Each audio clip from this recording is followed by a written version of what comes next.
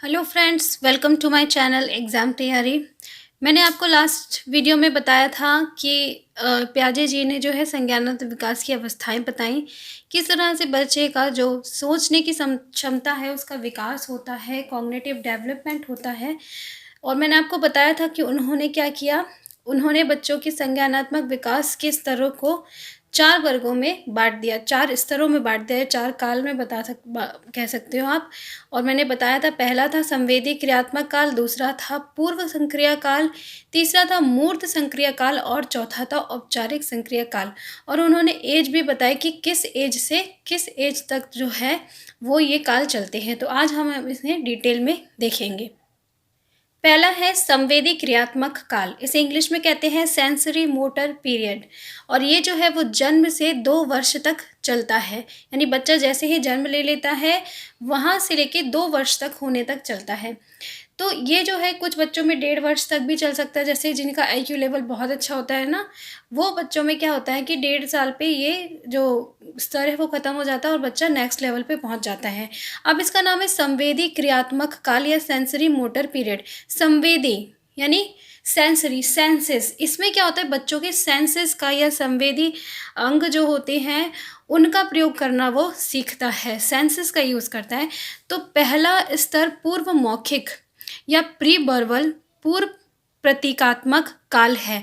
ये जो स्तर है इसको हम पूर्व मौखिक स्तर या पूर्व प्रतीकात्मक काल भी कहते हैं। पूर्व मौखिक यानी कि जब वो बोलता नहीं है, कुछ भी बोलने से पहले की अवस्था, ठीक है। या पूर्व प्रतीकात्मक यानी किसी चीज़ को वो कोई सिंबल नहीं दिया है उसने, उससे पहले की अवस्था। क्योंकि इस स्टेज में क्या होता है कि बच्चा उतना बोलना, अपने बात को कोई प्रतीक देना नहीं सीख पाता। इस काल की विशेषता बच्चों की प्रत्यक्ष क्रियाएं हैं, जो भी वो उन्हें करना होता है वो डायरेक्ट क्रिया करके दिखाते हैं। जैसे कि अंगूठा चूसते हैं या देखना, किसी भी खिलौने को भी चूसते हैं या देखना या पकड़ना आदि, जो पहले असमायोजित होती हैं परंतु बाद में धीरे धीरे कैसी हो जाती है, समायोजित हो जाती है। शुरू में तो वो उसे अच्छे से पकड़ना नहीं आता चीज़ों को, पर धीरे धीरे जैसे जैसे उसकी उम्र बढ़ती है वो चीज़ों को अच्छे से पकड़ना सीख जाता है।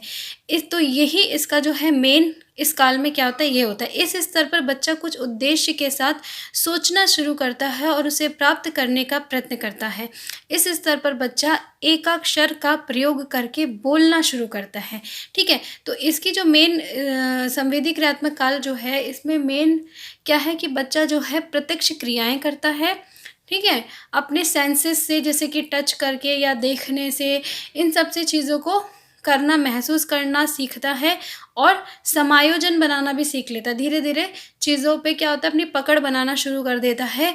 और जब वो धीरे धीरे, जब 2 साल का होने वाला होता है, 1.5-2 साल में, तब वो बोलना भी शुरू करता है और शुरू में एक अक्षर यानी एक अक्षर वाले शब्दों को बोलना शुरू करता है, जैसे माँ या मम्मा या पापा, मतलब वन वर्ड इनकी बोली जो होती है वो शुरू में एक अक्षर वाली होती है। नेक्स्ट आता है हमारा पूर्व संक्रिय काल, ठीक है। पूर्व संक्रिय काल जो कि 2 से 7 वर्ष तक होता है। 2 से 7 वर्ष तक इसे इंग्लिश में प्री ऑपरेशनल पीरियड कहते हैं या प्री ऑपरेशनल स्टेज कहते हैं। ये काल 1.5 या 2 वर्ष से शुरू होकर 7 वर्ष तक चलता है। इसे विद्यालय के पूर्व की अवस्था भी माना जाता है। तो अगर से क्वेश्चन आ सकता है कि विद्यालय की पूर्व की अवस्था जो होती है वो कौन सा काल होता है या कौन सी स्टेज है पियाजे के संज्ञानात्मक विकास के स्तर के आधार पर, तो कौन सी है, पूर्व संक्रिय काल। क्यों इसे विद्यालय के पूर्व की स्तर कहा जाता है, क्योंकि 6 या 7 वर्ष से पहले जो है बच्चे की क्लास विद्यालय शुरू नहीं होता है। मेन विद्यालय जैसे जो फर्स्ट क्लास जो है वही तो मेन स्कूल होता है, स्कूलिंग होती है। उससे पहले तो नर्सरी या केजी वो तो स्कूल में नहीं इंक्लूड होते ना, तो इसलिए इस एज को पूर्व विद्यालय की अवस्था मानी जाती है। और यह काल प्रतीकों के निरूपण की अवस्था के रूप में भी जाना जाता है। अब यहाँ इम्पॉर्टेंट है कि इस स्टेज में बच्चा करता क्या है। तो इस स्टेज में क्या होता है, बच्चा प्रतीकों का निरूपण करना सीख जाता है, रिप्रेजेंटेशन ऑफ सिंबलिज्म, यानी किसी भी चीज़ को सिंबल देना सीख जाता है।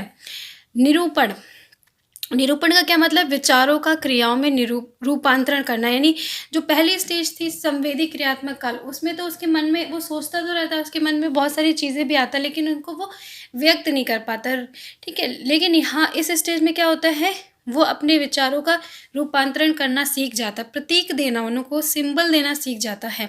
संवेदी क्रियात्मक काल में वस्तुओं और कल्पनाओं को निरूपित करने के लिए किसी शब्द या प्रतीक का उपयोग नहीं करता है बच्चा, लेकिन इस जो पूर्व सक्रिय काल है उसमें बच्चा किसी वस्तु या क्रिया जैसे खेल खेलना में शब्दों का उपयोग करने लगता है। यानी इससे पहले देखिए, इससे पहले की जो काल था संवेदी क्रियात्मक काल, उसमें तो वो टच करके खिलौनों से खेल रहा है, छू कर, ठीक है, लेकिन उसमें कोई नाम नहीं देता। लेकिन जैसे गुड़िया से अगर कोई बच्चा खेल रहा है, ठीक है, लेकिन जब इस स्टेज में पहुंचता है तो क्या उसे अपना खेल का नाम देने लगता है कि हम घर घर खेल रहे हैं, या हम जो है गुड़िया गुड्डे का खेल खेल रहे हैं, किचन वाला खेल खेल रहे हैं, मतलब अपने खेल को नाम देना शुरू कर देता है।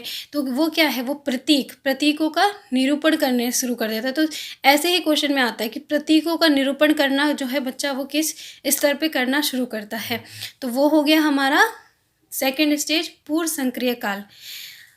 पूर्व संक्रिय विचार काल प्रतिवर्ती संक्रियाओं और अवधारणाओं के संरक्षण से रहित होता है। ये बहुत इंपॉर्टेंट लाइन है, ठीक है। तो जो पूर्व संक्रिय काल है उसमें क्या होता है कि ये काल प्रतिवर्ती संक्रियाओं और अवधारणाओं के संरक्षण से रहित होता है। यानी इसमें बच्चों के मन में जो संरक्षण किसी भी चीज़ को करने की क्षमता नहीं होती है। अभी एक और रिवर्सिबल यानी प्रतिवर्ती संक्रियाएं जो होती हैं, अगर हम किसी काम को उनको करके दिखाएं, उसको पलट के दिखाएं, तो वो सोचेंगे ये कुछ अलग हो गया है, वो नहीं समझ पाते हैं। तो प्रतिवर्ती संक्रियाएं और जो किसी भी अवधारणा के संरक्षण की जो क्षमता है वो इस काल के बच्चे में नहीं होती। तो ये बहुत इंपॉर्टेंट लाइन है।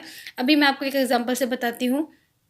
जैसे देखिए, अगर कोई 4-5 वर्ष की आयु के बच्चे को हम एक छोटे तथा चौड़े बोतल के द्रव्य पदार्थ को एक लंबे तथा पतले बोतल में डाल उड़ेल सकते हैं ऐसा दिखाएंगे, और यह सोचता है वो कि पतले लंबे बर्तन में ज़्यादा द्रव्य है, वह इस बात से संतुष्ट नहीं होता कि द्रव्य पदार्थ की मात्रा समान है। यानी अगर हम उसको क्या दिखाएं, एक हम चौड़ा बर्तन ले लें, ठीक है, और एक पतला बर्तन ले लें, और वो लंबा है, चौड़ा है, ये छोटा है, तो इसमें दोनों में सेम मात्रा में द्रव्य, यानी हमने इसमें द्रव्य लिया, और जब हम इस पतले बर्तन में रखेंगे तो वो थोड़ी ऊंचाई तक भर जाएगा।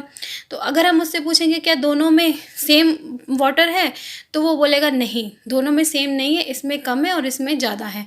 तो यहाँ पे क्या है, यहाँ पे उसके अंदर जो पदार्थ की मात्रा का संरक्षण की कल्पना है या जो बात है वो नहीं सीख पाता है। और दूसरी बात क्या है, प्रतिवर्ती संक्रियाओं को भी नहीं सीख पाता है। ये क्या, जबकि दोनों चीज़ें क्या है, सेम है, इसमें हम डालें वो भी उतना ही लिक्विड है, इसमें हम डालें तो वो भी उतना ही लिक्विड, लेकिन इस स्टेज पे इस बच्चा जो इस बात को नहीं सीखता है। तो ये बहुत इंपॉर्टेंट है। क्वेश्चन ऐसे आता है कि वो कौन सी स्टेज है जिसमें बच्चा जो है वो मात्रा के या संरक्षण की अवधारणा को नहीं सीख पाता है, नहीं जानता है। तो वो सेकंड है, हमारी सेकंड स्टेज है। अब आती है मूर्त संक्रिया काल। मूर्त संक्रिया काल जो कि 7 से 11 वर्ष तक के बच्चों में होती है, इसे कॉन्क्रीट ऑपरेशनल पीरियड कहा जाता है या कॉन्क्रीट ऑपरेशनल स्टेज कहा जाता है। मूर्त शब्द से आप वाकिफ़ हैं। मूर्त क्या है, जो चीज़ हमें दिखाई जाए सामने, हमारे सामने जिसे हम छू सकते हैं। तो ये बहुत इम्पॉर्टेंट काल है, किसकी दृष्टि से, विद्यालय की दृष्टि से, स्पेशली प्राथमिक विद्यालय की दृष्टि से। प्राथमिक विद्यालय के अधिकांश बच्चे अधिकतर समय इस स्तर पर होते हैं, अतः यह स्तर महत्वपूर्ण है, क्योंकि प्राइमरी स्टेज के बच्चे क्या होते हैं, फर्स्ट क्लास से 5th क्लास तक के, तो वो जो है वो इसी एज ग्रुप के बच्चे होते हैं, 7 से 11 वर्ष के। इसलिए उनके लिए ये मूर्त संक्रिया काल जो है वो बहुत इंपॉर्टेंट स्टेज है, और क्वेश्चन जो आते हैं आपके प्राइमरी लेवल में वो इस काल तक ही ज़्यादा आते हैं। अब इसमें क्या है, जो बच्चों का गणितीय तार्किक सोच का ज्ञान है वो इसी स्टेज में सबसे ज़्यादा होता है, ठीक है। यह स्तर गणितीय तार्किक सोच या लॉजिकल मैथमेटिकल थॉट की प्रारंभिक अवस्था, यानी इस स्टेज में पहुंच के बच्चा जो है उसमें गणित के प्रति तार्किक सोच का डेवलपमेंट होने लगता है। तो ये इंपॉर्टेंट लाइन है बहुत ज़्यादा। इस स्तर में बच्चे क्रिया प्रदर्शन शुरू करते हैं जो अनेक मूर्त वस्तुओं के हस्त कौशल के द्वारा तार्किक सोच की योग्यता की ओर इंगित करता है। यानी इस स्टेज में क्या है, बच्चे क्योंकि मूर्त संक्रिय काल है तो चीज़ों को मूर्त रूप से देखते हैं, यानी और उनसे फिर क्या हस्त कौशल करते हैं, यानी हाथों से एक्टिविटी करते हैं और उससे फिर अपनी तार्किक सोच को डेवलप करते हैं, ठीक है। तो यहाँ पे जो उनकी तार्किक सोच है उसका निर्माण होना शुरू हो जाता है। इस काल में बच्चे दो मुख्य संक्रियाओं का प्रदर्शन करते हैं। अब यहाँ पे क्या क्या चीज़ें इंपॉर्टेंट हो गई, एक तो ये हो गई कि मूर्त संक्रिय काल प्राइमरी क्लास के बच्चों के लिए बहुत महत्वपूर्ण है। दूसरा हो गया कि गणितीय तार्किक सोच का प्रारंभ जो है वो इस अवस्था से हो जाता है। तीसरा है कि इस अवस्था में बच्चे जो हैं वो दो मुख्य क्रियाएं करते हैं। पहला है समूहीकरण, ग्रुपिंग, और दूसरा है संरक्षण। ठीक है। तो अभी इससे पहले वाली स्टेज जो थी हमारी पूर्व संक्रिया काल, उसमें बच्चा संरक्षण को नहीं सीख पाता। अगर हम उसे क्या चौड़े ग्लास से पतले ग्लास में डालते तो वो सोचता पानी जो है वो बढ़ गया है। लेकिन जब इस स्टेज में आता है कॉन्क्रीट ऑपरेशनल स्टेज में या मूर्त संक्रिया काल में, तो बच्चा संरक्षण की भावना को सीख जाता है। ठीक है, जो कि गणितीय अवधारणाओं के विकास से जुड़ी हुई है। जैसे अगर हम उसके सामने इस स्टेज में, जैसे यहाँ पे 5 बॉल रखी हैं और उन बॉल को अगर दूर दूर रख देते हैं, तो अगर हम ये वाली बात जो है वो पूर्व संक्रिय काल के बच्चे को दिखाएंगे तो वो बोलेगा कि इस लाइन में बॉल कम है और इस लाइन में ज़्यादा है। लेकिन जब अब इस स्टेज के बच्चे को दिखाएंगे तो वो क्या है, बॉल को गिन लेगा और गिन के बता देगा कि दोनों ही लाइन में बॉल जो है वो ज़्यादा है। यानी उसने संरक्षण की जो बात है उसको सीख लिया, संरक्षण प्रक्रिया को सीख लिया कि यहाँ पे तो भैया ये चीज़ संरक्षित है कि हाँ 5 बॉल हैं, अब हम किसी भी तरह से रखें उन्हें, लेकिन वो तो भैया संरक्षित है तो उतना ही रहेंगी। तो ये इस स्टेज का बहुत बड़ा गुण है। एक है समूहीकरण और दूसरा है संरक्षण। ठीक है, ग्रुप में कोई चीज़ रखी तो वो उसको भी समझ जाता है, संरक्षण करना भी जो है, संरक्षण क्रियाओं को भी वो समझ जाता है। तो ये बहुत इंपॉर्टेंट है। इसी तरह के क्वेश्चन आते हैं, देखिए ऐसा ही आता है कि समूहीकरण और संरक्षण जो है वो किस स्टेज में बच्चा सीख जाता है, या गणितीय तार्किक सोच का विकास जो है वो उसकी प्रारंभिक अवस्था जो है वो किस एज में होती है या किस स्टेज में होती, इस तरह के क्वेश्चन आते हैं और फिर हमें समझ ही नहीं आता कि यहाँ पे क्या होगा। लास्ट हमारी आती है औपचारिक संक्रिय काल, फॉर्मल ऑपरेशन स्टेज, जो कि 11 से 12 वर्ष से लेकर 14 से 15 वर्ष तक होते हैं, यानी 11 से 12 वर्ष से लेकर 14 से 15 वर्ष तक होती है। और इस काल में बच्चा उच्च प्राथमिक स्तर पे पहुंच जाता है। तो इसलिए इस काल से क्वेश्चन जो है वो प्राइमरी लेवल पे नहीं आते हैं, लेकिन आपका जो सेकेंडरी लेवल है उस पर ये क्वेश्चन आते हैं, जूनियर लेवल पर। इस काल में बच्चा उच्च प्राथमिक स्तर पर होता है तथा प्रतीकों या विचारों का उपयोग करके तर्क करता है। तो इसका नाम औपचारिक संक्रिया काल क्या है, फॉर्मल ऑपरेशन स्टेज, क्योंकि इस स्टेज में बच्चा जो है वो उसकी तार्किक सोच डेवलप हो जाती है, वो तर्क करने लगता है कि अगर एक आयतन है, एक वर्ग है, वो एक आयतन है तो वो क्यों है, उसे हम आयतन क्यों कह रहे हैं। तो आप वो आपसे पूछेगा कि आप भाई क्लियर करो इसे हम क्यों कहा जा रहा है। तो यहाँ पे क्या पहुँच के वो विचारों का उपयोग करके तर्क करता है और अपनी सोच के लिए भौतिक वस्तु की ज़रूरत महसूस नहीं करता है, क्योंकि अब क्या है, अब उसने संरक्षण की भावना तो उसमें विकसित हो चुकी है और तार्किक सोच जो है वो भी उसकी प्रारंभ हो चुकी थी। यहाँ पे आके अब उसे किसी भी मूर्त वस्तु की ज़रूरत नहीं होती है। ज़रूरी नहीं है कि आप उसको उसके सामने उस चीज़ को रखेंगे तभी वो समझेगा। वो क्या है, उसके मन में उस चीज़ की छवि बन चुकी है। अगर हमने किसी चीज़ का नाम लिया तो उसे पता है कि वो चीज़ कैसी दिखती है, आपको उसे बना के या दिखाने की ज़रूरत नहीं होती है। तो इसमें क्या होता है, सबसे इम्पॉर्टेंट बात ये है कि यहाँ पे वो तर्क करना सीख जाता है और उसे अपनी बात को समझाने के लिए किसी भी मूर्त वस्तु की ज़रूरत नहीं होती है। बच्चा नई मानसिक संरचना प्राप्त कर चुका होता है। नई मानसिक संरचना यानी न्यू स्कीमा प्राप्त कर लिया होता है। उसकी जो मानसिक संरचना है उसमें क्या है, चीज़ों को उसने ऐड कर लिया होता है, उसे पता चल गया होता है कि क्या ये चीज़ क्या है। अगर हम किसी का नाम ले रहे हैं तो वो कैसी है, कैसी दिखती है, तो वो क्या है, उसकी संरचनाएं जो है वो नई मानसिक संरचना को प्राप्त कर चुका होता है। और ये संरचनाएं कैसी होती हैं, यदि, तब, दोनों में से एक या दोनों, यानी इस तरह के प्रश्न वो करना शुरू कर देता है, जिससे क्या पता चलता है कि वो लॉजिकल बात करना शुरू करने लगता है। यानी उसको किसी भी चीज़ में तर्क की आवश्यकता होती है कि अगर ऐसा है तो वो क्यों है। बच्चा अब अनुपातों यानी प्रपोर्शन से संबंधित परिकलन करना जानता है, जो उसको छोटा या बड़ा मानचित्र बनाने और प्रोबेबिलिटी यानी प्रायिकता और ज्यामितीय समस्याओं, समय और दूरी से संबंधित समस्याओं को हल करने में सहयोग करता है। तो अगर ये क्वेश्चन आता है कि अनुपातों से संबंधित परिकल्पनाओं को कब जानने लगता है बच्चा, तो वो कौन सा है हमारा फॉर्मल ऑपरेशनल स्टेज या औपचारिक सक्रिय अवस्था। ठीक है, तो इसलिए जो बड़े बच्चे होते हैं हमारे, ये प्रोपोर्शन जो है या रेशियो वगैरह जो है वो प्राथमिक स्तर पर नहीं सिखाया जाता है, ये उच्च प्राथमिक स्तर पर सिखाया जाता है।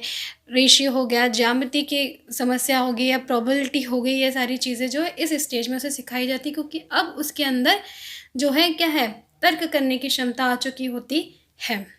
तो अगर हम सारांश देखें चारों स्टेज का, तो हमने क्या सीखा, ये बहुत इंपॉर्टेंट है कि संज्ञान या सोच का विकास जो है वो अनुभव और संवेदी क्रियात्मक अनुभवों से आगे बढ़ता है। पहले बच्चा अनुभव करता है, फिर संवेदी क्रियात्मक अनुभव यानी सेंसेस से पता करता है, ऐसे धीरे धीरे करके आगे बढ़ता है। फिर वो क्या करता है, मूर्त वस्तुओं को हस्त कौशल करके सोचने की प्रक्रिया से आगे बढ़ता है। जब पहले सेंसेस से सोच काम करता है, सेंसेस के बाद उसको सेंसेस की ज़रूरत नहीं होती है, वो चीज़ों को छूकर उनसे काम करके जो है अपनी सोच को का विकास करता है और धीरे धीरे तर्क का विकास होने लगता है। उसके बाद काल्पनिक रूप से सोचने की ओर आगे बढ़ता है, और जिसमें यानी काल्पनिक सोच विकसित होने लगती है धीरे धीरे, और बाद में क्या है, अमूर्त वस्तुओं की अनुपस्थिति में अमूर्त पदों के द्वारा कई प्रकार के विचारों को संयुक्त करता है। तो काल्पनिक होने के बाद वो धीरे धीरे क्या है, अमूर्त वस्तुएं जो हैं, जो दिखाई नहीं देती हैं, उनके बारे में वो बता सकता है, उनके बारे में विचार कर सकता है। उसको फिर क्या है, किसी मूर्त वस्तु की आवश्यकता नहीं होती है। अब यहाँ पे क्वेश्चन बनता है हमारा कि संज्ञानात्मक विकास के 4 स्तरों में से कौन से स्तर के विकास के दौरान अधिकांश गणितीय अवधारणाओं का विकास संभव है। तो कौन सा स्तर है जहाँ पे गणितीय अवधारणाओं का विकास होना शुरू हो जाता है, सबसे ज़्यादा वहाँ पे होता है, तो वो हमारा है थर्ड स्टेज। ठीक है, थर्ड स्टेज कौन सी है हमारी, मूर्त संक्रिया काल, क्योंकि वहाँ पे बच्चा जो है गणितीय अवधारणाओं को सीखने लगता है। नेक्स्ट है संज्ञानात्मक विकास के किस स्तर में अमूर्त गणितीय अवधारणाओं का विकास संभव है।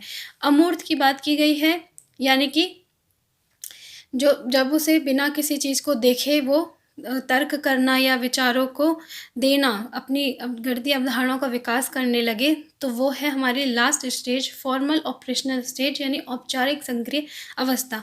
वहाँ पे उसमें क्या है, तर्क करने की क्षमता का विकास हो जाता है, तो अमूर्त गणितीय अवधारणाओं का भी विकास जो है वहाँ पे संभव होता है।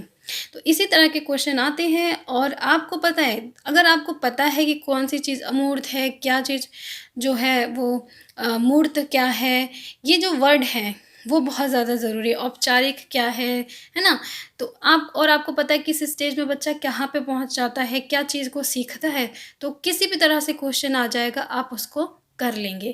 तो ये मैंने बहुत ही शॉर्ट में आपको समझाने की कोशिश की है, और मेन बात को समझाने की, लेकिन जितनी भी बातों मैंने अंडरलाइन किया उन पे ज़रूर आप ध्यान दीजिएगा। और वीडियो अच्छा लगा तो उसे लाइक कीजिएगा, और बहुत इम्पॉर्टेंट वीडियो है ये। मैं आपसे जब ये चैप्टर ख़त्म हो जाएगा तो मैं आपको इससे रिलेटेड प्रीवियस ईयर के क्वेश्चन भी कराऊंगी। तब तक के लिए बाय बाय।